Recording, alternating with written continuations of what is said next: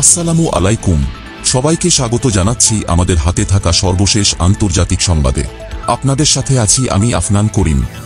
যুদ্ধবিরতি আলোচনা শুরু করতে ইসরায়েলি সেনাকে মুক্তি দেবে ফিলিস্তিনি যোদ্ধারা।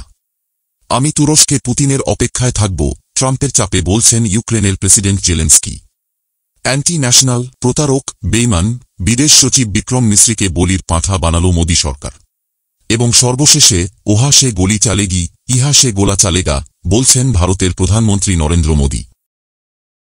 ফিলিস্তিনের গাজায় যুদ্ধবিরতি চুক্তির আলোচনা শুরুর প্রচেষ্টা হিসেবে ইসরায়েলি মার্কিন জিম্মি এডান আলেকজান্ডারকে মুক্তি দেয়ার কথা জানিয়েছে ফিলিস্তিনি স্বাধীনতাকামী সশস্ত্র সংগঠন হামাস। এক বিবৃতিতে হামাস জানিয়েছে, যুদ্ধবিরতি চুক্তিতে পৌঁছানোর প্রচেষ্টার অংশ হিসেবে আলোচনা পুনরায় চালু করতে এবং গাজা উপত্যকায় আমাদের জনগণের কাছে সাহায্য ও ত্রাণ সরবরাহ পৌঁছানোর জন্য মার্কিন ইসরায়েলি সৈনিক এডান আলেকজান্ডারকে মুক্তি দেয়া হবে। তবে আলেকজান্ডারকে কখন মুক্তি দেয়া হবে তা উল্লেখ করেনি হামাস। ধারণা করা হচ্ছে আগামী ৪৮ ঘণ্টার মধ্যে ওই সেনাকে মুক্তি দেবে তারা। ফিলিস্তিনি স্বাধীনতাকামী গোষ্ঠীটি কাতারে মার্কিন প্রশাসনের একজন কর্মকর্তার সঙ্গে সরাসরি আলোচনা করেছে। সংশ্লিষ্টরা বলেছেন, বেশ কয়েকদিন ধরে আলোচনা চলছে এবং যুদ্ধবিরতি নিশ্চিত করা এবং মানবিক সাহায্য প্রবেশকে সহজতর করার উপর দৃষ্টি নিবদ্ধ করা হয়েছে। ইসরায়েলি সংবাদ মাধ্যমগুলো জানিয়েছে, গাজায় যুদ্ধবিরতি চুক্তি নিয়ে আলোচনা করতে সোমবার মার্কিন দূত স্টিভ উইটকফ ইসরায়েল সফর করবে। তেল আবিবে জন্মগ্রহণকারী যুক্তরাষ্ট্রের নিউজার্সিতে বেড়ে ওঠা আলেকজান্ডার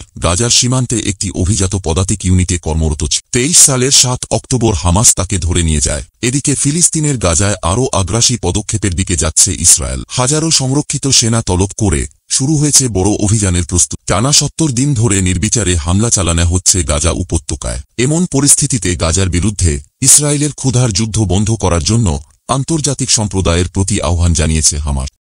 এদিকে রাশিয়ার সঙ্গে চলা দীর্ঘ যুদ্ধের অবসান ঘটাতে আগামী বৃহস্পতিবার প্রেসিডেন্ট ভ্লাদিমির পুতিনের সঙ্গে তুরস্কে বৈঠক করতে প্রস্তুত রয়েছেন বলে জানিয়েছেন ইউক্রেনের president Volodymyr Zelensky. Volodymyr Zelensky জানান, হত্যাকাণ্ড দীর্ঘায়িত করার কোনো মানে হয় না। আমি বৃহস্পতিবার তুরস্কে পুতিনের জন্য অপেক্ষা করব।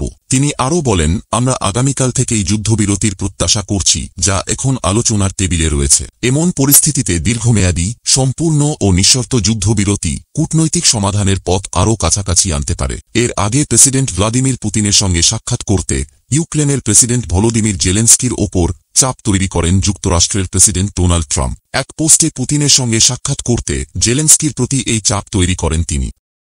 অন্যদিকে পাকিস্তানের সঙ্গে যুদ্ধবিরতিতে যেতে বাধ্য হয় ভারত। ভয়ে এই যুদ্ধবিরতি, তাই ভারতীয়দের তোপের মুখে পড়েছেন সে দেশের পররাষ্ট্র সচিব বিক্রম মিশ্রি। জানা যায়, ভারতীয়দের একাংশের অসহিষ্ণুতা লাগামছাড়া হয়ে উঠেছে।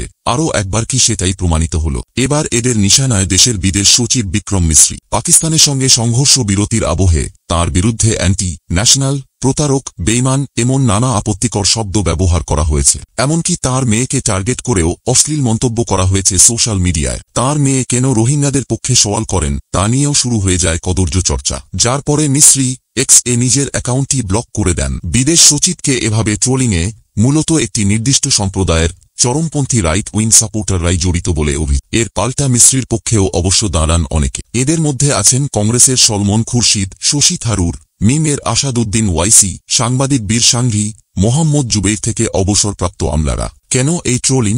গত মাসে পহেলগামে সন্ত্রাসবাদী হামলার সপ্তাহ দুয়েক বাদে পাকিস্তানে প্রত্যাঘাত চালায় ভারত। টার্গেটেড হামলায় পাকিস্তানে সন্ত্রাসবাদীদের একাধিক ডেরা গুঁড়িয়ে দেওয়া হয় বলে দাবি করে দিল্লি, পাল্টা দেয় ইসলামাবাদ। এই সংঘর্ষের পরিস্থিতিতে ভারত সরকারের তরফে যাবতীয় বক্তব্য সামনে আনেন বিদেশ সচিব মিশ্রি, যিনি নিজে শ্রীনগরেরই মানুষ। এই কাজে তাঁর সঙ্গে থেকেছেন কর্নেল সোফিয়া কুরেশি এবং wing commander Bemika Singh. Operation সিঁদুর এ ভারত কিভাবে পাকিস্তানকে দুর্মুষ করেছে, বিস্তারিতভাবে সে কথাই দেশবাসীকে জানান তাঁরা। সেভাবেই শনিবার সন্ধে সিজফায়ার বা সংঘর্ষ বিরতির কথাও মিশ্রি ঘোষণা করেন। এর নেপথ্যে মার্কিন প্রেসিডেন্ট ডোনাল্ড ট্রাম্পের মধ্যস্থতা ছিল কিনা সেটা অবশ্য বিদেশ সচিব স্পষ্ট করেন। তবে তার ঘোষণার ঘণ্টা কয়েক বাদেই পাকিস্তান হামলা চালাতে থাকে ভারতের নানা জায়গা, যা নিয়ে সরব হয় একাধিক বিরোধী দল।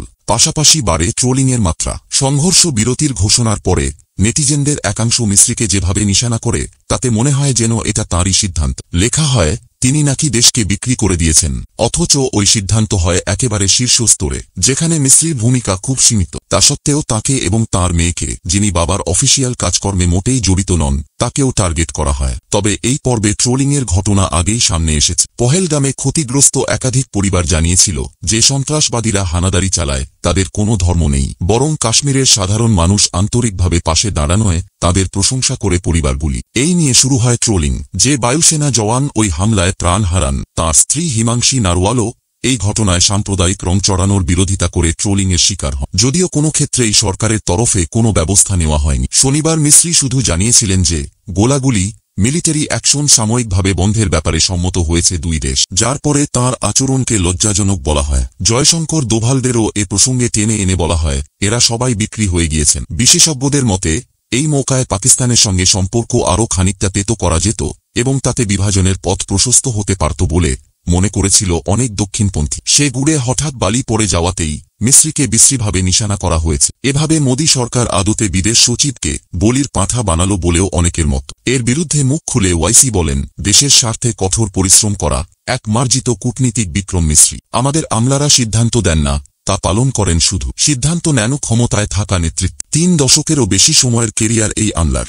কে গুজরাল, প্রণব মুখোপাধ্যায়রা যখন বিদেশমন্ত্রীর দায়িত্বে ছিলেন তখন পাকিস্তান বিষয়ক কাজেই যুক্ত ছিলেন মিস্ত্রি। এবাদে প্রধানমন্ত্রীর দপ্তরে জয়েন্ট সেক্রেটারি এবং গুজরাল মনমোহন সিং ও নরেন্দ্র মোদীর প্রাইভেট সেক্রেটারি হিসেবে দায়িত্ব সামলেছে। পহেলগামের ঘটনার পরে ভারতকে বিশ্বের সামনে সফলভাবেই তুলে ধরেছেন তিনি।